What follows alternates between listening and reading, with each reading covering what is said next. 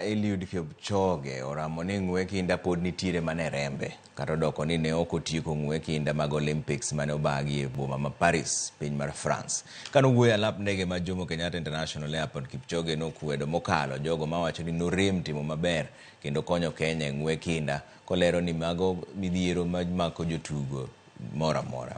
Kipchoge ma osebedo gi jaloch nyadiriyo e ng'we mag Olympics biro kawo kinde mar yweyo kapok obedo gi paro mar ringo kendo. Jang'wech mamoko bende nomolo pacho ka otieno ma kawuono kowuok e boma ma Miramas, piny mar France.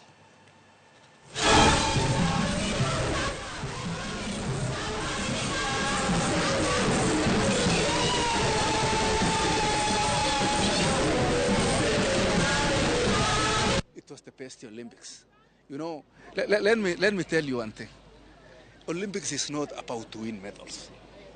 It's about participation. Why do you participate? It's about participation. It's not about you participate fast. You represent your country. You represent your continent. And then you are now compete to earn medals.